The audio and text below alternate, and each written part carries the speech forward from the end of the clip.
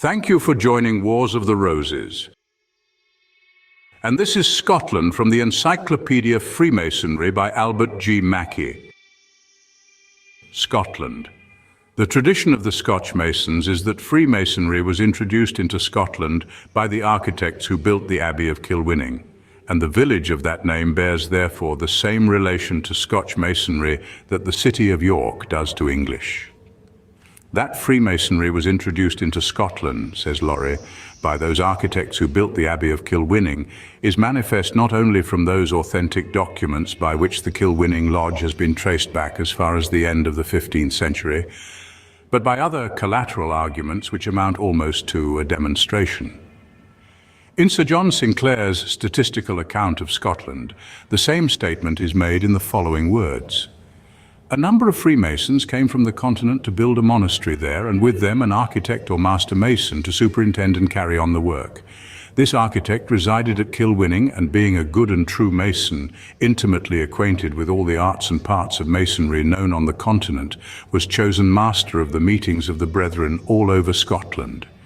He gave rules for the conduct of the brethren at these meetings, and decided finally in appeals from all the other meetings or lodges in Scotland.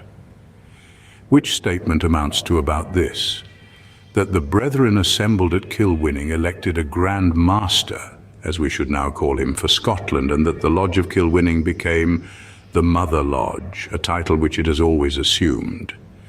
Manuscripts preserved in the Advocates' Library of Edinburgh, which were first published by Laurie, furnish further records of the early progress of Masonry in Scotland. In the reign of James II, the office of Grand Patron of Scotland was granted to William St. Clair, Earl of Orkney, and Caithness and Baron of Roslin, his heirs and successors, by the King's Charter. But in 1736, the St. Clair, who then exercised the Grand Mastership, taking into consideration that his holding or claiming any such jurisdiction, right or privilege, might be prejudicial to the craft and vocation of Masonry, renounced his claims and empowered the Freemasons to choose their Grand Master. The consequence of this act of resignation was the immediate organization of the Grand Lodge of Scotland, over whom, for obvious reasons, the late hereditary Grand Master or patron was unanimously called to preside. Brother A.M. Mackey, past master and historian, Lodge St. David, sends us this information of old customs. In the early days of Canongate Kilwinning from Leith, now Lodge St. David, Edinburgh, number 36, it was the usual custom to confer degrees at special or emergency meetings, and to reserve the monthly meetings for the transaction of ordinary business, and more especially for the reception and entertainment of deputations from the sister lodges in and about the town. On these occasions, the evening was devoted to harmony. The following minute of the monthly meeting, held in April 1740, is not only typical of others of the period, but is also of more than usual interest in the references it contains to matters Masonic and military. Canongate Kilwinning from Leith, 9th April 1740. Year of Masonry, 5740. The Right Worshipful being necessarily absent, the senior warden, Brother Colin Mitchell, assumed the chair, Brother Callender appointed senior warden, Brother Aitken junior warden.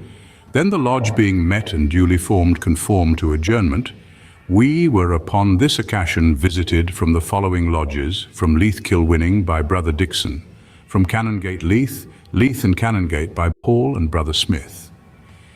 It was moved by Brother Aitken, junior warden pro tempore, that Brother David Buchanan his health should be drunk, whom we had in the last Monday's news to have been the man who first got in at the iron port of Portobello when taken, and did place the British collars there, which was unanimously agreed to by the lodge, and his health drunk with 3 claps and 3 hussars.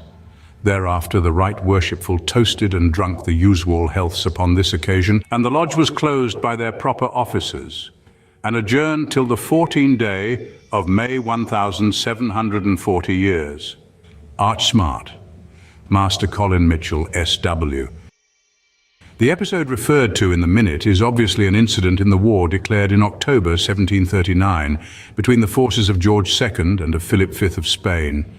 In those days, news necessarily travelled slowly, and it was only on March 13, 1740, that word reached England of a victory achieved in the previous November.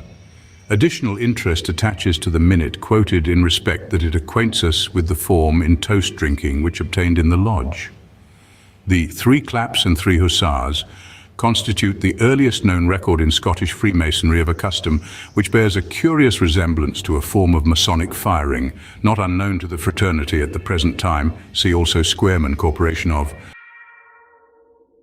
Thank you for watching, and please don't forget to share, like, subscribe and comment.